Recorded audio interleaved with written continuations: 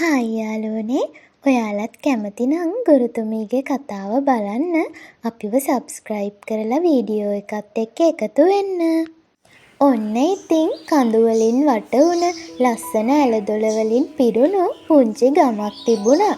මේ ගමේ හැබැයි නගරවල වගේ සැප පහසුකම් නම් ලොකුවට තිබුණේ නෑ. ඒ තරම්ම දුෂ්කරයි. මේ ගමේ මිනිස්සු ජීවත් වුණේ හේන් ගොවිතැන් කරලා. මේ ගමේ කැලෑරොද අයිනට වෙන්න පුංචි ගෙදරක ජීවත් වුණේ පුංචි මිහිරි එයාගේ අම්මා කුසුමයි. ඉතින් මෙයාලා එදා වේල හොයාගන්නත් ගොඩක් මහන්සි වෙනවා. කැලේට ගිහින් කකුල් රිදෙනකන් ඇවිදලා කීරි හොයාගෙන ඒවා මිටි බැඳලා ගමේ තිබුණු පුංචි පොලේ විකුණලා ලැබෙන කීයෙන් හරි තමයි දවසකට එක වේලක් කාලා හරි මේ දෙන්න ජීවත් වුණේ. මේ වෙද්දි නම් මිහිරිගේ ඉස්කෝලේ ගමනත් නතර වෙලයි තිබුණේ.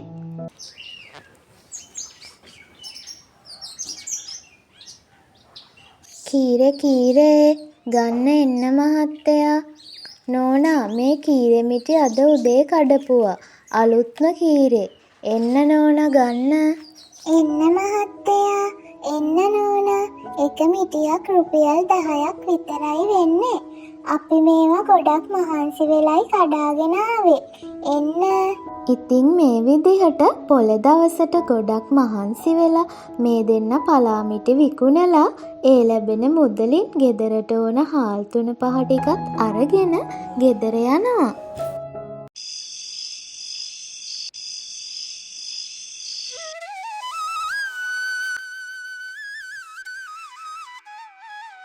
අම්මේ අද කීරේ කඩන්න යන්නේ නැද්ද? නෑ පුතේ, දැම්ම කැඩුවොත් පලා ටික සවුත්තු වෙනවනේ. නම් බව නැති වෙනව නේද? පොලටත් තව දවස් තියෙනවනේ පුතේ. ඔව් නේද අම්මේ. මේ පාර කොහොම හරි වැඩිපුර කීරේ ටිකක් හොයාගෙන විකුණ ගන්න බලමු අම්මේ. ඇයි මගේ දූට මොනවා හරි රස කෑමක්වත් කන්න හිතුණද? මට දූට කාලෙකින් මොනවත් අරන් දෙන්නත් බැරි වුණානේ. නෑ අම්මේ, මේ කෑම මට ගොඩාක් රසයි. මට ආයෙත් ඉස්කෝලේ යන්න ආසයි අම්මේ. අනේ පුතේ, මමත් මේ නිතරම කල්පනා කරන්නේ ඒක තමයි. පුතාව කොහොම හරි ඉස්කෝලේ යවන්න ඕන. ඉතින් කුසුම නම් නිතරම මිහිරිව ඉස්කෝලේ යවන්නේ කොහොමද කියා කල්පනා කරයි හිටියේ. මිහිරි ඉගෙන ගන්න හරීම දක්ෂයි. ඒ විතරක් නෙමෙයි, මිහිරි සින්දු කියන්න සින්දු ලියන්නත් හරිම දක්ෂයි. මිහිරි සමහර දවස්වලට සින්දු ලියලා ඒවා අම්මට ඇහෙන්නත්, සමහර වෙලාවට ගහකොළ වලට සතුන්ට ඇහෙන්නත් ලස්සනට කියනවා. ඒක මිහිරිගේ විනෝදාංශයක් වෙලයි තිබුණේ. අම්මේ, මම අම්මා ගැන අලුත් සින්දුවක් ලිව්වා. කියන්නද? අනේ කොච්චර හොඳයිද පුතේ, කියන්නකො, මටත් ආසයි අහන්න. පිලි ඉස්පිලි එක්කු කරලා මම මුලින්ම ලියු වචනය අම්මා, මගේ ලෝකෙනුමයි අම්මේ සැමදා, මම නුඹට ආදරෙයි සදා. ජීවත් කරනට මා සැමදා නුඹ දුක් උහුලන්නේ මා හින්දා. දෙපාරි දෙනකල් ඇවිදාලා මහන්සි නැත්දෝ මං හින්දා. අනේ පුතේ, හරීම ලස්සනයි. මගේ මහන්සිය ඔක්කොම නැති වෙලා යනවා මේ ලස්සන සින්දුව ඇහුවාම. මේ විදිහට කාලය ගත වුණා. මිහිරි අම්මයි පුරුදු විදිහටම පොලේ කීරේ විකුණුවා. මිහිරිත් අම්මට උදව් කරන්න අමතක කරේ නැහැ. පුංචි වුණත් මිහිරිත් හරියට උදව් කළා. මේ මම සෙල්ලම් කරන්න යන්නද? හා පුතේ, හැබැයි ගිහින් ඉක්මනට එන්න ඕන. හා අම්මේ. මිහිරි යාළුවෝ සෙල්ලම් කරන තැනට ගියා. මිහිරි මොකෝ මේ පැත්තේ? මම මේ ආවේ ඔයාලත් එක්ක සෙල්ලම් කරන්න. අපි සෙල්ලම් කරමුද? මොකක්ද අද කරන සෙල්ලම? අපෝ, අපිට බෑ ඔයත් එක්ක සෙල්ලම් කරන්න.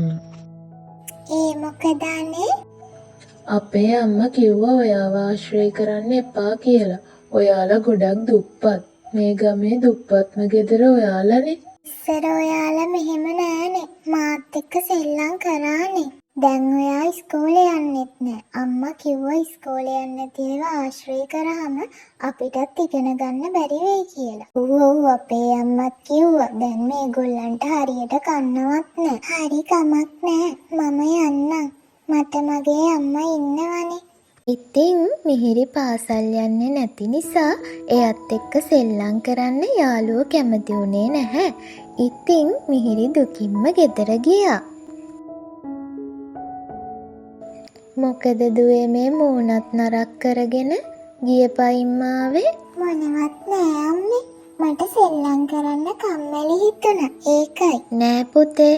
පුතා මොකක් හරි ප්‍රශ්නයක ඉන්නේ. කියන්නකෝ. මගේ දුවට මම ඉන්නවනේ ඕන දෙයකට. යාළුවෝ සෙල්ලම් කරන්න ආවේ නැද්ද? ආවා අම්මේ. එහෙනම් ඇයි සෙල්ලම් කරන්න එන්න එපා කිව්වද? ඔව් අම්මේ. මං ඉස්කෝලේ යන්නේ නැති නිසා මාත් එක්ක සෙල්ලම් කරන්න එපා කියලා. ඇයි අම්මේ? පුතා ඔවා හිතන්න එපා. මං කොහොම හරි පුතාව ඉස්කෝලේ යවනවා.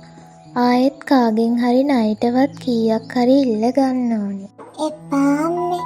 අපිට ණය ගෙවන්න සල්ලි නෑනේ. තාත්තා ඉන්න කාලේ අම්මයි තාත්තයි මට කිසිම අඩුපාඩුවක් කළේ නෑනේ. අම්මව හිතන්න එපා. අපි පුළුවන් දවසක ඉස්කෝලේ යමු. ඔව් දුවේ. ඒ කාලේ තාත්තා මේ ගමේ මිනිස්සුන්ට කොච්චර උදව් කරාද? හැමෝටම දුකේදී පිහිට වුණා. ඔව් අම්මේ. මං ඒ කාලේ පුංචි වුණත් මට තාම මතකයි. ඔව් පුතේ. තාත්තා ගොඩාක් ගුණයහපත් කෙනෙක්. කෙනෙකුගේ දුකේදී ගොඩාක් හිත උණු වෙනවා. හේන් ගොවිතැන් වැඩට අසරණ අයට ගොඩක් දියුණු වෙන්න උදව් කරා.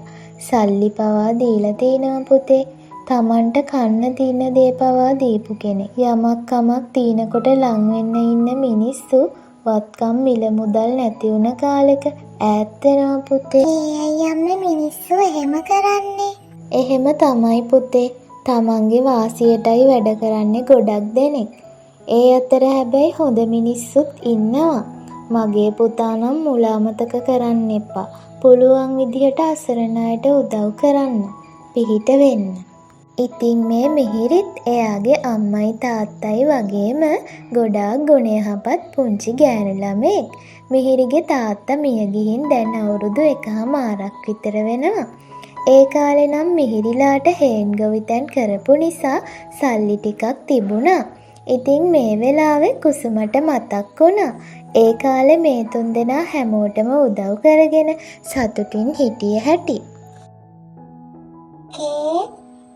අක්කේ කුසුම අක්කේ.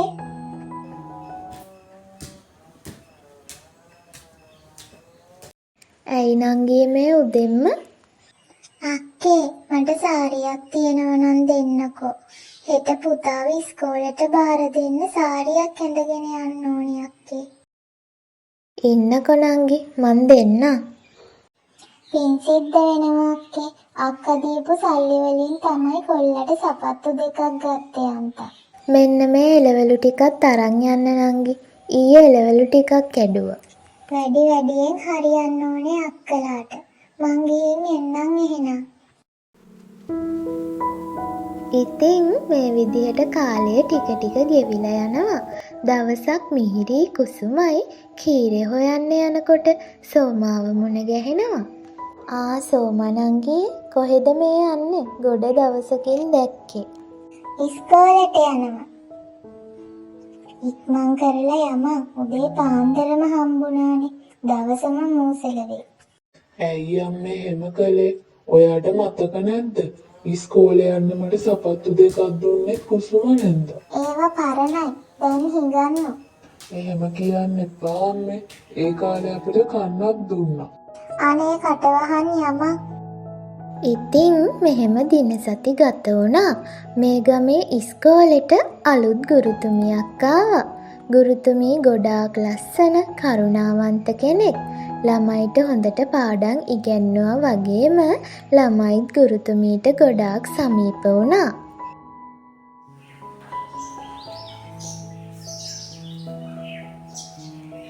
එන්න එන්න කීරේ ගන්න. එන්න එන්න කීරේ ගන්න. කීයද පුතේ කීරේ? රුපියල් 10යි නෝනා. පුතත් අම්මට උදව් කරනවද? නෝනා. හොඳ දරුවෙක්නේ. පුතා ඉස්කෝලේ යනවද? නෑ නෝනා.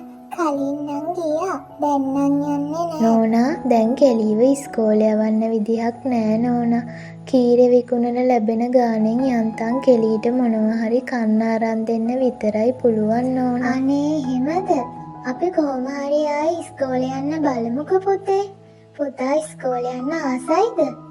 නෝනා ගොඩාක් ආසයි. හරි පුතේ මට කීරේ මිටි දෙකක් දෙන්නකෝ.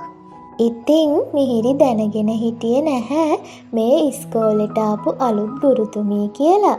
ගුරුතුමීටත් මිහිරි එයාගේ අම්මයි ජීවිතේ ගැට ගහගන්න මේ දරන මහන්සිය දැකලා ගොඩක් දුක හිතුණා.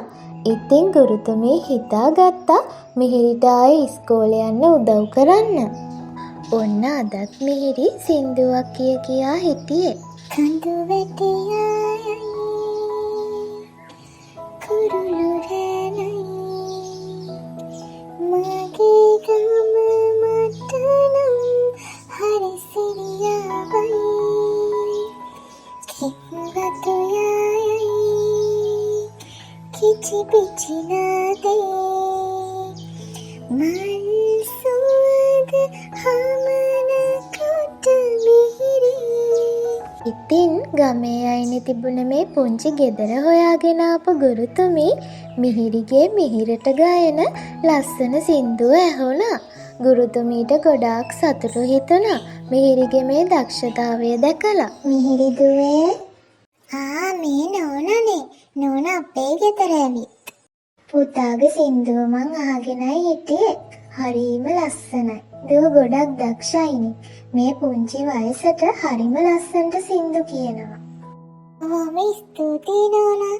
ඉතින් මිහිරි තාම දන්නේ නෑ මේ ඉස්කෝලේට ආපු අලුත් ගුරුතුමී කියලා. පුතා ඉස්කෝලේ යන්න ආසයි නේද? ඔව් නෝනා මං ගොඩාක් ආසයි. ආයෙත් අකුරු ලියන්න, සින්දු කියන්න, යාළුවොත් එක්ක සෙල්ලම් කරන්න මං ආසයි. ඒත් අපිට සල්ලි නෑනේ නෝනා. මම බැලුවා කා එක්කද මේ කතා කරන්න කියලා. මේ කීරේ ගත්ත නෝනානේ. අම්මේ මං ගමේ ඉස්කෝලේට ආපු අලුත් ටීචර්. මම ආවේ මිහිරිවායි ඉස්කෝලේ යවන්න උදව් කරන්න. මිහිරිට පුළුවන් සතුටා ඉඳලා ඉස්කෝලේ එන්න. මිහිරි ගොඩක් දක්ෂ ළමයි. අනේ අම්මේ මට ආයෙත් ඉස්කෝලේ යන්න පුළුවන්. ගොඩාක් ස්තුතියි ටීචර්. අනේ ගොඩාක් පිං ගුරුතුමීට. අසරණ අපිට පිහිට වුණාට. ඉතින් මේ වෙද්දි ගමේ කොන් වෙලා වගේ තිබුණ මේ දුප්පත් පවුලට පිහිට වුණ ගුරුතුමී මිහිරිට ඉගෙන ගන්න ගොඩාක් උදව් කළා. ඉතින් මේ තාක් කාලයකට මේ ඉස්කෝලෙන් කිසිම තරගයකට කිසිම ළමයෙක් සහභාගී වෙලා ජයග්‍රහණය කරලා තිබුණේ නෑ. මේ පාසල ගමටම සීමා වෙලා තිබුණ කිසිම ප්‍රසිද්ධියක් නැති පාසලක්. ඉතින් ගුරුතුමී මිහිරිගේ මේ දක්ෂතා දැකලා එයාව ගීත ගායනා තරගයකට ඉදිරිපත් කළා. මොකද මුළු ඉස්කෝලෙන්ම ගායනයට දක්ෂ වුණේ පුංචි මිහිරි. මිහිරි මේ තරගයට සතුටින් ඉදිරිපත් වෙලා හැමෝම පුදුම කරමින් මේ තරගයෙන් ජයග්‍රහණය කළා. ඉතින් මේ නිසා මුළු ඉස්කෝලෙම මිහිරිව ගොඩක් ජනප්‍රිය වුණා. ඉස්සර මිහිරිව කොන් කරපු යාළුවෝ මිහිරිත් එක්ක ආයෙත් එකතු වුණා. මේ ජයග්‍රහණය ගැන ගමේ ගොඩාක් දෙනා අගය කළා වගේම සතුටු වුණා. ඉතින් මේ විදිහට කාලය යද්දී මිහිරි තව තවත් දක්ෂ විදිහට ඉගෙනීමේ වැඩ වගේම ගීත ගායනා තරඟවලිනුත් ජයග්‍රහණය කළා. කවදාවත් කිසිම ජයග්‍රහණයක් නොලබපු මේ පාසලත් ජනප්‍රිය වුණා. කාතරත් කතා බහට ලක් වුණා. මේ එක්කම පාසල දියුණු වුණා වගේම මේ පුංචි දුෂ්කර ගමත් ටික ටික කලෙලි වැටුණා. දැන් ඉතින් මිහිරි ගමේ අනෙක් දරුවන්ටත් ආදර්ශයක් වුණ ගමේ පුංචි කෙල්ලක්. ඒ වගේම හැමෝම මිහිරිට ආදරයට කිව්වේ පුංචි ගායිකාව කියලා.